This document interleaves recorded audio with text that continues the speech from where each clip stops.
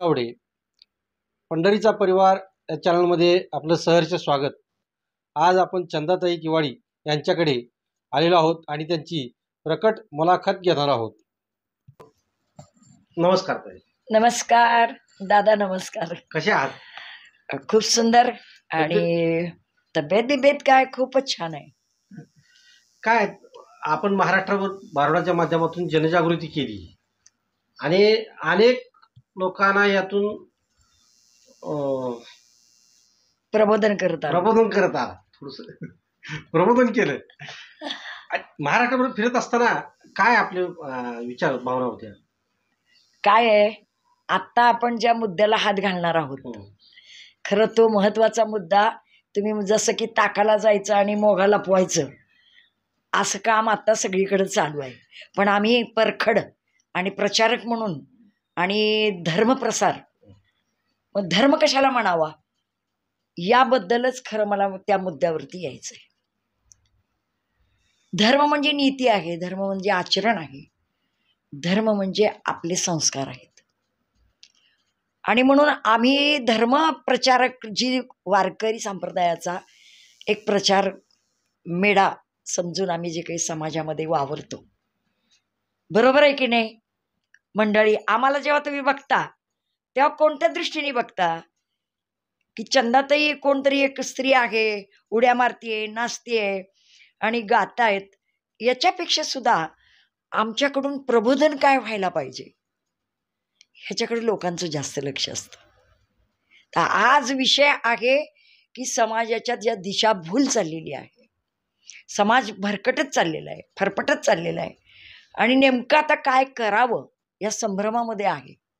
अशा वेळेला काही अनुभव आणि ते जास्तीत जास्त स्वानुभव, आणि त्या अनुभवातून मला आज असं वाटतं की मी एक साधारण नागरिक म्हणून जरी मला मी त्या मुद्द्यावरती किंवा त्या पॉईंटवरती जर समजलं तरीसुद्धा, एक मिनिट ब्रेक घेऊया. धर्म संस्थापनार्थाय संभवामी युगे युगे, हे सूत्र हाती घेऊन जेव्हा आम्ही मंचवरती जातो, स्टेजवरती जातो, चार लोकांमध्ये जेव्हा जातो, तेव्हा कलाकार म्हणून हा फार कमी असतो. पण सामाजिक विषयाला घेऊन समाजाच्या अनेक काही ज्या प्रथा आहेत, रूढी आहेत, या परंपरा आहेत, त्या कुठपर्यंत आघाती होत आहेत समाजामध्ये, त्याच्यावरती प्रहार करणं, त्याच्यावर आघात करणं, त्याच्यातून समाजाला बाहेर काढणं. भरकटलेला समाज त्याला संभ्रमात आहे, त्याला एका जागेवरती आणणं, हे खरं आमचं कीर्तनकारांचं, प्रवचनकारांचं, भारुडकारांचं काम आहे. विशेष म्हणजे मी भारुडकार आहे, आपण सगळेच जाणता. पण भारुडाचा अर्थच हा आहे, बहुरूढीचं दर्शन घडवणारं जे साहित्य आहे. तर त्यामध्ये आता आमच्या रूढी, समाज आणि समाजाचा एक कर्तृत्व आणि त्यांनी काय करायला पाहिजे ही दिशा दाखवणारं जे साहित्य आहे ते भारुड आहे. काय करावं आणि काय करू नये. त्यामुळं मी तर आता मुद्द्यावरतीच येते, कारण आज आपण ज्या मुद्द्यावरती बोलणार आहोत तो आहे महत्वाचा मतदान. मतदान हा प्रत्येक माणसाचा हक्क आहे आणि त्या नागरिकांनी आपला हक्क बजावला पाहिजे. आणि म्हणून घरात न बसता काय करायचंय, जळू दे तिकडं राजकारण, आपल्याला काय करायचंय, राजकारणाशी आपला काही संबंध नाही, अशी जी वृत्ती आहे समाजाची, ती पहिल्यांदा बदलली पाहिजे. आणि म्हणून मी तर म्हणते की प्रत्येक माणसाने आपला हक्क, मी माणूस आहे आणि मला तो अधिकार आहे, आणि म्हणून माझं हक्काचं मत मी का बुडवावं या विषयावरती मला खरं महत्वाचं बोलायचं. आपलं मत वाया घालून काय मिळणार आहे? बरं, चांगलं वाईट मी कुणाला मत द्यावं, कुणाला न द्यावं, आता इथपर्यंत सांगण्याची परिस्थिती राहिलेली नाही आहे. समाज खूप बदललेला आहे, बुद्धिवंत आहे, शिक्षक आहे, शिक्षण शिकलेला आहे, सुशिक्षित आहे. आणि अडाणी जरी असली आमच्यातली स्त्री, तर तिला सुद्धा माझा काय स्वार्थ आहे आणि मी काय केलं पाहिजे हे समजतंय. आणि याचा अनुभव मला गेल्या 40 वर्षामध्ये खूप आलेला आहे. मी पण एक साधारण गृहिणी म्हणून काम करताना मला आवश्यकता वाटत होती एका घराची, आपलं घर असावं. आणि म्हणून मला माझं घर व्हावं, जर मला माझं स्वप्न आहे आणि ते स्वप्न मला प्रत्येक स्त्रीमध्ये दिसतंय, प्रत्येक बाईला वाटत असतं. आणि असं स्वप्न घेऊन आम्ही जेव्हा सामाजिक चळवळीतून, सहकाराच्या क्षेत्रातून, महिला गृहनिर्माण संस्था, सहकारी क्षेत्रातून जेव्हा आम्ही कामाला लागलो, त्यावेळेस आम्हाला बऱ्याच काही अडचणी आल्या आणि त्यामध्ये आम्हाला राजकारणी लोकांच्यापर्यंत पोहोचण्याची गरज पडली. मग तेव्हा आमदार असतील, खासदार असतील, मंत्री संत्री असतील, प्रशासन असेल, अगदी नगरपालिकेपासून, तलाठी ऑफिसपासून ते कमिशनर ऑफिस, मंत्रालयापर्यंत आणि दिल्ली सरकारपर्यंत जाण्याचा जो प्रवास आहे, त्यावेळेला श्रीमंत सुधाकर पंत परिचारकांच्या माध्यमातून आम्हाला ह्या पायऱ्या चढता आल्या.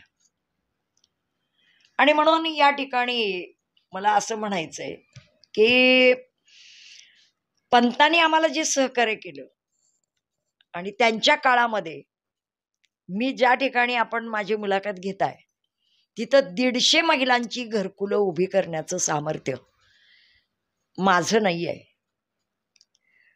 300 महिला एकत्र येऊन श्रीमंत सुधाकर पंत परिचारकांच्या वाड्यावर जेव्हा आम्ही जात होतो, तात्यासाहेब डिंगरेंच्या घरावर जेव्हा आम्ही जात होतो, नगरपालिकेवरती जात होतो, आणि त्यावेळेसचे IAS अधिकारी झा साहेब, रमानाथजी झा, अशा प्रशासन अधिकारी त्या काळातले, त्यांच्याकडे आम्ही जेव्हा जात होतो तेव्हा आम्हाला बराच अभ्यास झाला की नेमकं आपण काय करायला पाहिजे, आपलं काम कसं करून घ्यायला पाहिजे, काम कसं झालं पाहिजे.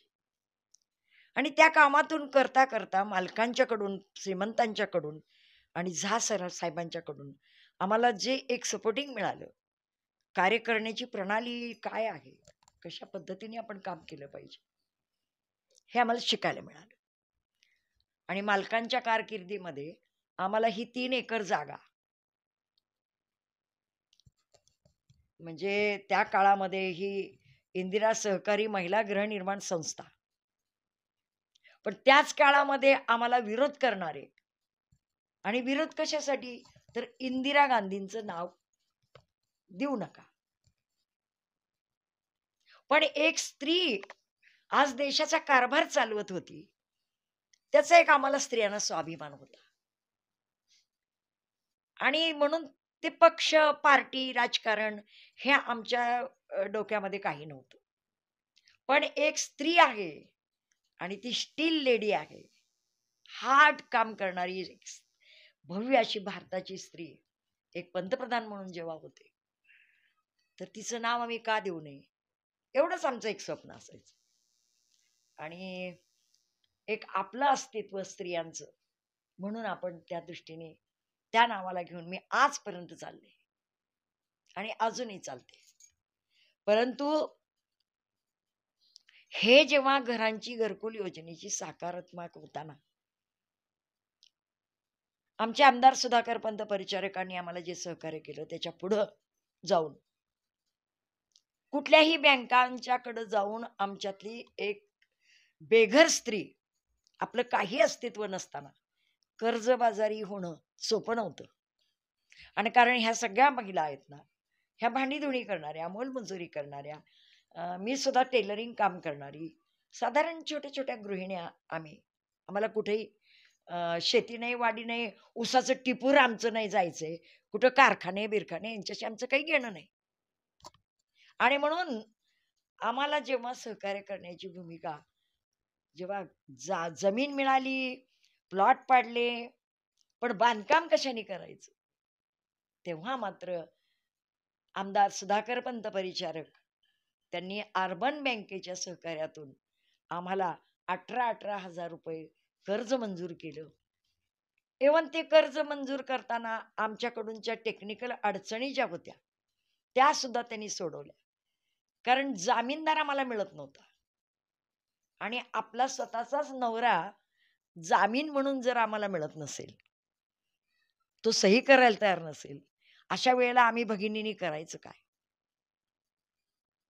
तर सुधाकर पंत परिचारक आमदारांनी अशी एक शक्कल लढवली आणि आमची सगळ्यांची एक साखळी केली, एक चेन केली, की एक प्लॉटधारक स्त्री दुसऱ्या प्लॉटधारकाला जामीन राहावी, अशी एकमेकींना जामीन राहून आम्हाला 18,000 रुपये प्रत्येकी स्त्रीला कर्ज दिलं आणि 10 वर्षाची फेड ठेवली. आणि नियम थोडेसे बाजूला ठेवून त्यांनी आम्हाला जे सहकार्य केलं, तर फक्त 30,000मध्ये वन रूम किचन, संडास बाथरूमचं हे स्लॅबचं कॉन्क्रीटचं घर आम्ही 1989मध्ये 87ला जमीन मिळाली आणि 89मध्ये आम्ही ते घर तयार करून चाव्या ताब्यात दिल्या महिलांच्या. त्यावेळेला वाना उत्पात सर, भाजपचे प्रणेते आणि कट्टर हिंदूवादी, ते सुद्धा उद्घाटनाला आले होते. तर प्रशांत मालक जेव्हा आमदार होते आणि माजी आमदार आता असताना त्यांनी आम्हाला संस्थेतला जवळजवळ या ठिकाणी 28 लाखाचा निधी उपलब्ध करून आमच्या आंतररस्ता कॉन्क्रीट करून दिला. आणि कॉन्क्रिटीकरण करून दिल्यामुळं आमची सगळी लोक जी आहेत ते खूप समाधानी आहेत.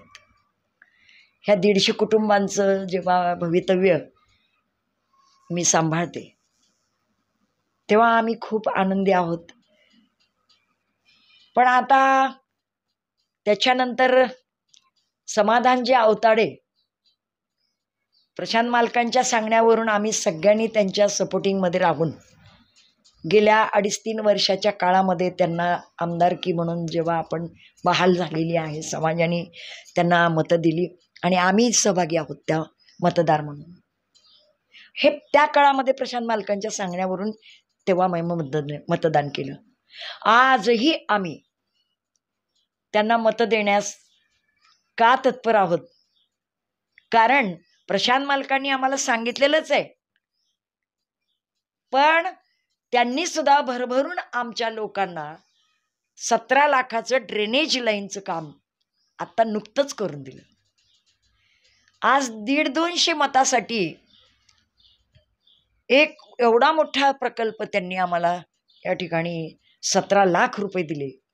ते पैशासाठी म्हणून नाही, पण आमच्या मतदारांच्या ज्या अडचणी आहेत त्या अडचणी कशा पद्धतीने सोडवल्या पाहिजे हे त्या दोघांच्या विचारातून झालेलं काम. आणि आजही पुढच्या काळामध्ये आम्ही सगळेजण भाजप प्रणेते असलेल्या धर्मनिरपेक्षापेक्षा सुद्धा धर्मनिष्ठ असणाऱ्या जो संघ आहे, जो पक्ष आहे, त्याच्याबरोबर राहण्याचा निश्चय आम्ही निश्चित करणार आहोत. कारण पैसा फार महत्त्वाचा नाही, कामं होत राहतील. कामं एकदम संपणार नाही आहेत. माणसांच्या गरजा ह्या वाढतच राहणार आहेत आणि काम हे होतच राहणार आहे. फक्त काम झालंय म्हणून नाही, तर आपला धर्म टिकला पाहिजे, संस्कार टिकले पाहिजे, आमची मंदिरं सुरक्षित राहिली पाहिजे. आणि म्हणून मी एक भारुडकार म्हणून जेव्हा मंचवरती उभी राहते तेव्हा एक स्त्री वाचली पाहिजे, स्त्रियांची आबरू सुरक्षित राहिली पाहिजे, भ्रष्टाचार बंद झाला पाहिजे आणि आमची मंदिरं सुरक्षित राहिली पाहिजे. ही धर्मनीतीची जी काही कार्यकारिणी आहे, कार्यकाल आमच्या समोर आहे. पुढच्या पिढीला सुरक्षित शिक्षण मिळालं पाहिजे. आज भरकटत चाललेला समाज आणि टेक्नॉलॉजीची व्यर्थ अशी जी काही व्यवस्थापना आहे त्याचा अनर्थ वापर जो करतोय समाज, त्याच्यावर कुठेतरी आम्हाला आघात करायला पाहिजे, आळा घालायला पाहिजे. तर अशा गोष्टी जेव्हा आम्ही समाजापुढं त्यांच्या अनेक ज्याला म्हणू की संस्कार, व्यवहार आणि समाजामध्ये शिक्षण. खरं सांगू का, वारी आम्हाला खूप शिकवत असते. एक कीर्तनकार अनेक लोकांना सामाजिक शिक्षण देऊन जातात. आणि सामाजिक शिक्षण देताना तेव्हा माणसाला त्यांनी माणूस कसं जगावं हे जेव्हा शिक्षण दिलं जातं, तेव्हा आज गरज आहे की माणसाने आपलं मत सुद्धा कोणाला द्यावं ही सांगण्याची गरज आहे. कारण मला सांगा, आज दिल्ली शासन सरकार 11 दिवस बिन पाण्याचा उपोषण करून राम मंदिराची स्थापना करणाऱ्या आज आमच्या भारत सरकारचे पंतप्रधान मोदीजी हे जर उपवास करतायत, धर्मरक्षणासाठी संतांचं पूजन करतायत, देवधर्माच्या मंदिरांचं रक्षण करतायत, मंदिरं उभी करतायत, वंचित असलेल्या राम मंदिराचा प्रश्न सोडवतायत, तर आज आमच्या महाराष्ट्राला गरज नाही आहे का अशा विचारांची?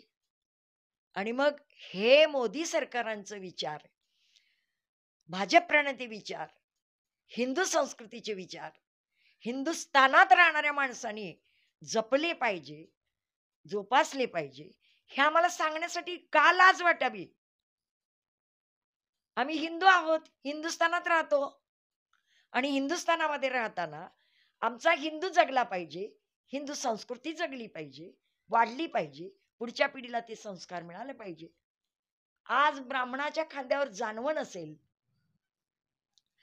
कपाळावरती त्याच्या बुक्का नसेल, कुंकू नसेल, तर हे संस्कार हीन असणाऱ्या भरकटलेल्या समाजाला आम्ही मार्गदर्शन नाही करायचं तर कोणी करायचं?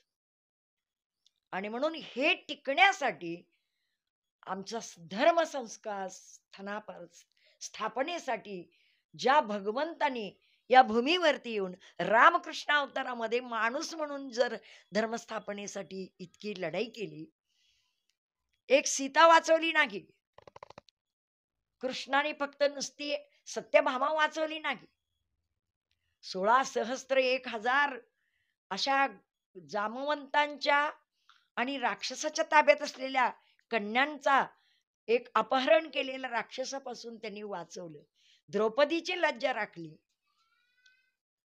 रावणाला मारण्याचा जो पराक्रम आहे रामाच्या काळामध्ये केला. हे फक्त इतिहास फक्त ग्रंथामध्ये झाकून ठेवण्यासाठी नाहीत, तर आमच्यातला संतांच्या बरोबर वागणुकीमध्ये निर्धारित राहिलेला आजकालचा राजा ज्यांनी महाराष्ट्र स्थापन केलं, महाराष्ट्राची भूमी ज्यांनी सुरक्षित ठेवली, अशा शिवाजी महाराज छत्रपती यांचा सुद्धा आदर्श आमच्या पुढच्या पिढीला देण्यासाठी आमच्यासारख्या जिजाऊंनी बाहेर आलं पाहिजे असं मला वाटतं. स्त्रीचं रक्षण करणं हे कुलाधिपती छत्रपती शिवाजी महाराजांनी समाजाला दिलेला आजचाच धडा आपण समाजापुढे मांडला पाहिजे. आणि म्हणून ज्या शिवरायांनी छत्रपतींनी स्थापन केलेल्या महाराष्ट्रात राहणाऱ्या प्रत्येक माणसाने हा विचार आपल्या घराघरापर्यंत पोहोचवला पाहिजे आणि त्या अनुषंगाने आपलं मत आपल्या सुरक्षतेसाठी टाकलं पाहिजे. एवढं मला या ठिकाणी सांगावंसं वाटतं. याच्या पलीकडे जास्त बोलणे नाही, कृतीमध्ये आपण हे कार्य केलं पाहिजे एवढंच मी या ठिकाणी सांगते. आणि आपण आलात, आपल्यासोबत माझ्यासमोर असलेल्या सर्व समाजाने आपला विचार, आपला आचरण आणि आपली कृती एक संघाने आपण उद्याच्या कमळ चिन्हावरती आपलं बटन दाबून आपलं कर्तव्य पार करावं. आणि आपल्या कर्तव्याला पार करताना आपलं कर्तृत्व तिथं फक्त एका बोटाचं बटन दाबायचं आहे आणि ते एक बोट आपण कमळाच्या बटनावरती दाबायचं आहे. एवढंच बोलून मी या ठिकाणी थांबते. रामकृष्ण हरी, रामकृष्ण हरी. चंदाताईंच्याकडे जे विचार ऐकण्यासाठी आलो होतो आणि खरंच त्यांनी धर्मजागृतीसाठी असणाऱ्या सरकारसाठी कोण मदत करेल किंवा जनसामान्यासाठी कोणता पक्ष मदत करेल हे सगळं सांगण्याचा प्रयत्न केला. आणि त्यांचेही विचार आपण समाजापर्यंत पोचवण्याचा प्रयत्न करू आणि असंच पाहत राहा पंढरीचा परिवार